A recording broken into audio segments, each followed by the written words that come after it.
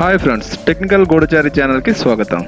So friends, ఈ రోజు నుంచి మనం ఎలక్ట్రానిక్స్లో బేసిక్ ఎలక్ట్రానిక్స్ గురించి తెలుసుకుంటున్నాం. బేసిక్ ఎలక్ట్రానిక్స్ అంటే ఈరోజు మనం అణువు అనే టాపిక్ గురించి మనం ఈ వీడియోలో డిస్కస్ చేయబోతున్నాం. సో అణువు అంటే ఏంటి, నెక్స్ట్ ఇంకా బేసిక్ ఎలక్ట్రానిక్స్ ప్రతి దాని గురించి, కండక్టర్స్ ఏంటి, సెమీ కండక్టర్స్ ఏంటి, రెసిస్టర్స్, డయోడ్స్, కెపాసిటర్స్, ప్రతి దాని గురించి అంటే ఒక్కొక్క కాంపోనెంట్ గురించి ఫుల్ డీటెయిల్ మీకు ఎక్స్ప్లెయిన్ చేస్తాను. ఇంకా వీటితో ఎక్స్ప్లెయిన్ చేయడంతో పాటు అవి ఎలా వర్క్ అవుతాయి ప్రాక్టికల్గా కూడా, అంటే థియరిటికల్గా వాటి గురించి చెప్తాను, ప్రాక్టికల్గా వాటి గురించి చెప్తాను. సో టెక్నికల్ గూఢచారి ఛానల్ యొక్క ముఖ్య ఉద్దేశం ఏంటంటే, ఎవరికైతే జీరో ఎలక్ట్రానిక్ నాలెడ్జ్, అంటే మీరు ఐటీఐ కానీ, బీటెక్ కానీ, డిప్లొమా కానీ ఏది చేయకపోయినా సరే, మీకు ఇంట్లో ఉండే చిన్న చిన్న వస్తువుల నుంచి, అంటే మీకు ఒక టైప్ ఆఫ్ ఫ్యాషన్ ఉంటుంది, ఒక టైప్ ఆఫ్ లవ్ ఉంటుంది ఎలక్ట్రానిక్స్ మీద. అలా ఎలక్ట్రానిక్స్ మీద లవ్ ఉన్న ప్రతి ఒక్కరికి నా వీడియోస్ చూసి మీరు ఈ ఎలక్ట్రానిక్స్ రిపేర్ నేర్చుకోవాలనేదే నా కోరిక. ఈ ఛానల్ యొక్క ముఖ్య ఉద్దేశం, నాకు వచ్చినంత వరకు, నాకు తెలిసినంత వరకు, నేను నేర్చుకున్నంత వరకు మీ అందరికీ అర్థమయ్యే విధంగా చెప్పాలనేదే నా కోరిక. సో ఈరోజు మనం అణువు గురించి తెలుసుకుందాం. ఈ పిక్చర్ ఒకసారి మీరు అబ్జర్వ్ చేస్తే, ఈ పిక్చర్ అణువు యొక్క స్ట్రక్చర్. ఇది ఈ అణువు యొక్క స్ట్రక్చర్లో ఈ అణువుని చూస్తే చూడండి, మధ్యలో ఉంది కదా, దీన్ని న్యూక్లియస్ అంటారు. న్యూక్లియస్ అంటే కేంద్రం అన్నమాట. దీంట్లో ప్రోటాన్, న్యూట్రాన్ రెండు ఉంటాయి. ప్రోటాన్ అనేది పాజిటివ్ ఛార్జ్ని కలిగి ఉంటుంది. ఈ న్యూట్రాన్ అనేది, వీటి చుట్టూ ఎలక్ట్రాన్స్ తిరుగుతుంటాయి. ఇవి ఎలా తిరుగుతాయంటే, సూర్యుని చుట్టూ భూమి తిరుగుతుంది చూడండి, అదే విధంగా ఎలక్ట్రాన్స్ అనేవి ఒక్కొక్క ఆర్బిటాల్, అంటే ఒక్కొక్క సర్కిల్లో ఇవి తిరుగుతూ ఉంటాయి అన్నమాట ఈ కేంద్రకం చుట్టూ. అంతేకాకుండా ఇంకా ఈ పిక్చర్ మీరు అబ్జర్వ్ చేస్తే, ఇందులో ప్రోటాన్, న్యూట్రాన్, ఎలక్ట్రాన్, ఇవి ఏవైతే కేంద్రకం లోపల ఉన్న ప్రోటాన్, న్యూట్రాన్, కేంద్రకం చుట్టూ తిరుగుతున్న ఎలక్ట్రాన్, అంటే న్యూక్లియస్ చుట్టూ తిరుగుతున్న ఎలక్ట్రాన్, న్యూక్లియస్ లో ఉన్న ప్రోటాన్, న్యూట్రాన్ ని మనం ఈ పిక్చర్ లో చూపించాం. హైడ్రోజన్ లో చూడండి, హైడ్రోజన్ లో ఒక ప్రోటాన్ ఉంటే దాని చుట్టూ ఒక ఎలక్ట్రాన్ తిరుగుతుంది. అదే హీలియంలో 2 ప్రోటాన్లు 2 న్యూట్రాన్లు ఉన్నాయి, దాని చుట్టూ 2 తిరుగుతున్నాయి ఎలక్ట్రాన్స్.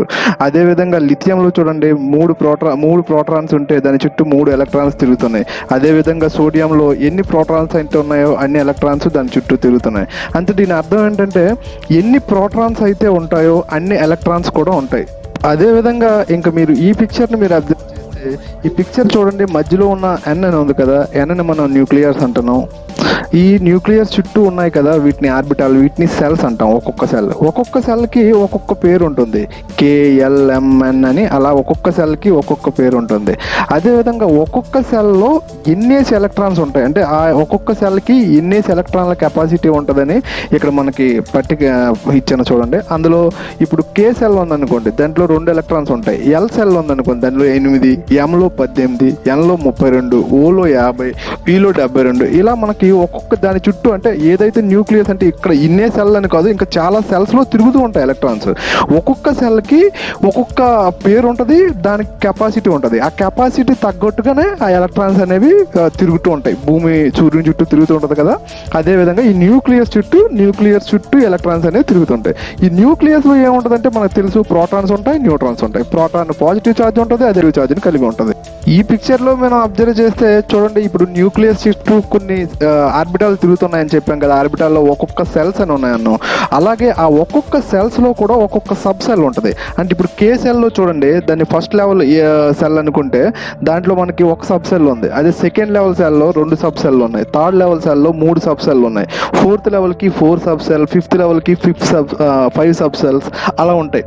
అంటే ఎందుకంటే ఇప్పుడు మనకి ఈ సెకండ్ లెవెల్ అంటే K లో చూసుకుంటే మనం ఎన్ని ఎలక్ట్రాన్స్ తిరుగుతాయన్నాం, 2 ఎలక్ట్రాన్స్ తిరుగుతాయన్నాం. అవి వాటి యొక్క సబ్ సెల్స్ లో, అంటే Lకి వచ్చేసరికి 8 ఎలక్ట్రాన్స్ తిరుగుతాయి. అదే విధంగా ఇప్పుడు ఒక్కొక్క సెల్ లో కూడా ఒక్కొక్క సెల్ కి కొన్ని సబ్ సెల్స్ అనేవి ఉంటాయి. ఆ సబ్ సెల్స్ దాని లెవెల్ పెరుగుతున్న కొద్ది, ఇప్పుడు ఫస్ట్ లెవెల్లో 1 సబ్ సెల్ ఉంటే, సెకండ్ లెవెల్లో 2 సబ్ సెల్ ఉంటే, 3 లెవెల్లో 3, 4 లెవెల్లో 4, అలా సబ్ సెల్స్ కూడా ఉంటాయి వీటి చుట్టూ. సో ఇప్పుడు ఒక ఎలక్ట్రానిక్ మెకానిక్ చేస్తున్నాం. దీంట్లో ఇప్పుడు మనం కరెంట్ అంతే తెలుసుకుంటున్నాం, వోల్టేజ్ అంటే తెలుసుకుంటున్నాం. అంటే కరెంట్కి యాంపియర్, వోల్టేజ్కి వోల్ట్స్, పవర్, ప్రతిదీ దాని గురించి మనం తెలుసుకుంటున్నాం. సో మనం ఎంత తెలుసుకుంటున్నప్పుడు ఈ అణువు గురించి మనం ఎందుకు తెలుసుకోవాలి, అణువుకి దీనికి సంబంధం ఏంటి, అణువులు, పరమాణువులు, వీటి గురించి ఒక ఎలక్ట్రానిక్ మెకానిక్ కానీ, ఒక ఇంజనీరింగ్ స్టూడెంట్స్ కానీ ఒక అర్థమయ్యే భాషలో తెలియాలంటే అది ఏంటంటే, ఇప్పుడు ఒక అణువులో పరమాణు పరమాణువులు, న్యూక్లియస్, ప్రోటాన్స్ వీటన్నిటి గురించి చూశారు కదా. వీటిలో ఎలక్ట్రాన్స్ ఎలా తిరుగుతున్నారు అనేది మీకు ఒక అర్థమైంది కదా. సో ఈ ఎలక్ట్రాన్స్ మన కరెంట్ అంటే అసలు ఏంటి? కరెంట్ అంటే ఫ్లో ఆఫ్ ఎలక్ట్రాన్స్నే మనం కరెంట్ అంటాం. ఇప్పుడు కాపర్ వైర్లో ఎన్ని ఎలక్ట్రాన్స్ అయితే ఫ్లో అవుతున్నాయో వాటినే మనం కరెంట్ అని చెప్తున్నాం. దాని current exhibition flow of electrons అని మనం చెప్తున్నాం.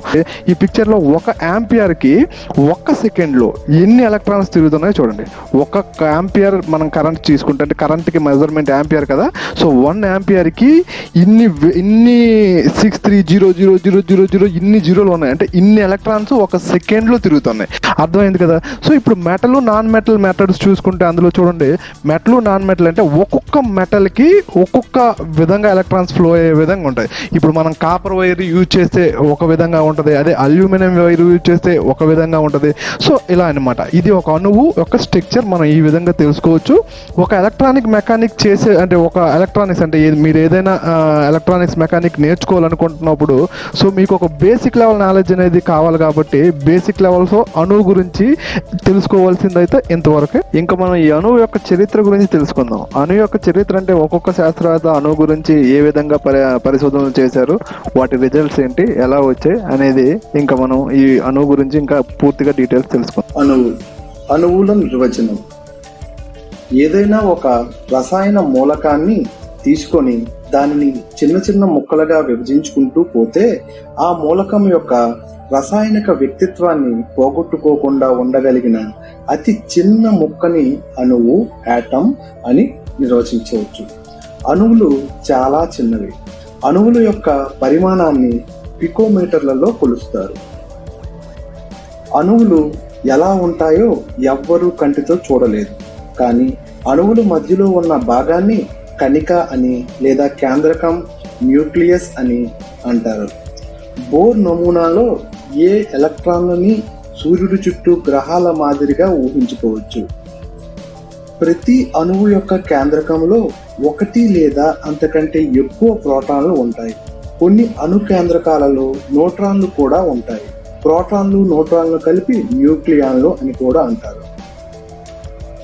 ప్రోటాన్లు ధనాత్మక విద్యుదావేశము కలిగి ఉంటాయి. న్యూట్రాన్లు రుణాత్మక విద్యుదావేశమును కలిగి ఉంటాయి.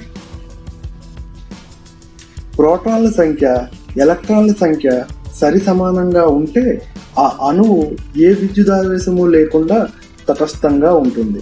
ఒక అణువులో ప్రోటాన్లు, ఎలక్ట్రాన్లు సరి సమానంగా లేకపోతే అప్పుడు అది ధనాత్మకత లేదా రుణాత్మకత ఆవేశాన్ని కలిగి ఉంటుంది.